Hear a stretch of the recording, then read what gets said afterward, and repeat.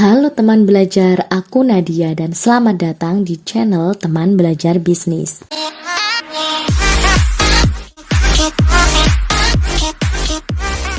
Kamu pernah nggak sih kepikiran gitu? Kenapa ya minimarket seperti Indomart dan Alfamart lebih laku daripada warung dan toko kelontong? Padahal dari segi harga kedua minimarket itu lebih mahal, ya kan? Mungkin kamu berpikir, konsumen Indomart dan Alfamart pengen dilihat wah aja tuh, biar kelihatan punya duit aja. Memang ada benarnya juga sih, bisa saja konsumen lebih memilih beli di kedua minimarket itu karena dianggap wah. Karena dalam branding hal itu juga berlaku. Secara psikologis, branding memang mempengaruhi rasa bangga dari konsumen jika dia menggunakan suatu produk dari brand tertentu. Contoh, biasanya orang akan bangga nih kalau menggunakan baju dengan merek ini. Tapi, apa benar orang milih beli di minimarket cuma masalah kebanggaan aja? Atau ada hal lainnya juga? Gimana kalau kita cari tahu? Nah, di video kali ini kita akan belajar bareng nih, apa aja sih perbedaan minimarket dengan warung atau toko kelontong. Sama-sama jual barang-barang komoditas, tapi kok bisa sih Indomart dan Alfamart bisa lebih laku daripada warung atau toko kelontong? Kita akan coba bedah dan komparasikan nih, kira-kira apa aja yang membuat konsumen lebih berminat beli di minimarket. Yuk kita belajar bareng.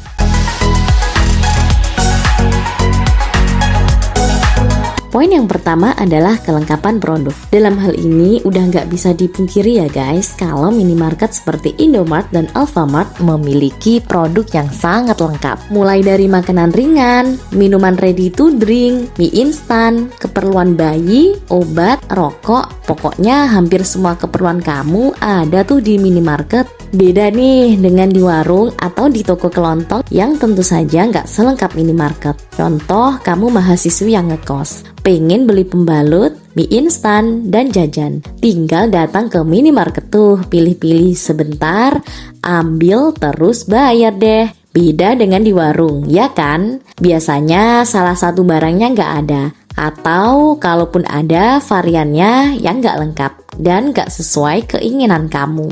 Alhasil kamu jadi harus ke warung lain buat memenuhi kebutuhan kamu. Jadinya waktu buat kamu beli kurang efisien, harus 2 atau bahkan 3 kali jajan. Bahkan mungkin serandom apapun keperluan kamu, minimarket seolah-olah bisa menyediakan. Contoh, barang randomnya apa? Ya kamu pikir sendiri ya guys, hehehe. Kelengkapan inilah yang membuat konsumen lebih suka berbelanja di minimarket. Poin yang kedua adalah fasilitas. Pernah nggak sih kamu keluar kota, motoran jauh-jauh dan panas-panas? Terus kamu kebelet buang air tuh. Yang paling enak ya mampir di minimarket seperti Indomart dan Alfamart, ya kan? Di situ kamu bisa numpang buang air, memilih minum sambil ngadem dan mungkin numpang ngerokok sebentar. Ya, minimarket seperti Indomart dan Alfamart memang memiliki fasilitas yang memanjakan konsumennya. Dan inilah salah satu faktor yang membuat konsumen lebih betah berbelanja di minimarket. Ya karena biasanya di warung dan toko kelontong gak menyediakan fasilitas ini. Poin ketiga adalah tentang keramahan karyawan minimarket. Kalau kamu masuk minimarket, pasti langsung tuh disambut sama mbak-mbak atau mas-mas pegawainya. Seperti ucapan yang sebenarnya template tapi sangat ramah seperti selamat datang di Indomaret, selamat belanja. Atau selamat datang di Alfamart, selamat belanja. ya, mereka memang ditrain sedemikian rupa agar selalu bersikap ramah kepada konsumen. Apapun keadaannya, pegawai haruslah bersikap profesional sesuai SOP yang berlaku. Beda dengan pemilik warung yang mungkin sikapnya flat atau bahkan judes meladeni konsumen karena mungkin lagi ada masalah keluarga kali ya, tapi dibawa-bawa ke warung. Ya nggak semua warung gitu sih, tapi kenyataannya memang pegawai minimarket lebih bisa bersikap ramah. Oh iya, kata-kata sambutan yang ramah seperti tadi tuh tanpa kamu sadari juga bisa menambah bagus mood kamu saat berbelanja loh. Dan karena mood kamu udah bagus, bisa aja tuh barang mestinya kamu nggak butuh atau nggak kepikiran mau beli, malah kamu beli saat itu. Dan itu juga bisa berefek bagus bagi omset minimarket. Poin yang keempat adalah tentang harga yang memang tidak beda jauh dengan warung atau toko kelontong. Nah, banyak yang bilang kalau harga minimarket lebih mahal daripada warung. Hal ini tentu benar ya guys. Tapi meskipun lebih mahal, perbedaan gak jauh juga kok dan masih dalam tahap kewajaran. Kenapa demikian? Jawabnya, ya karena mereka memang bisa menawarkan value lebih seperti 3 poin sebelumnya. Ditambah, minimarket juga sebuah bisnis yang wajib bayar pajak juga.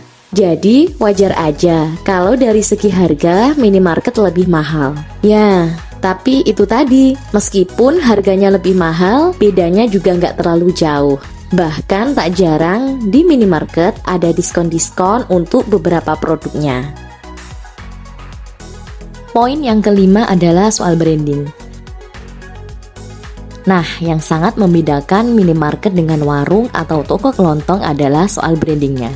Branding adalah tentang citra sebuah brand.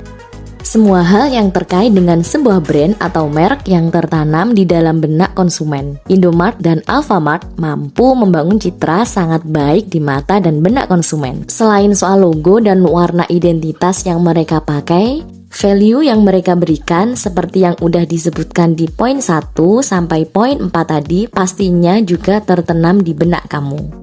Terlebih, usia bisnis kedua minimarket tadi memang sudah lama dan outlet mereka juga tersebar di banyak tempat mulai dari perkotaan sampai pelosok desa.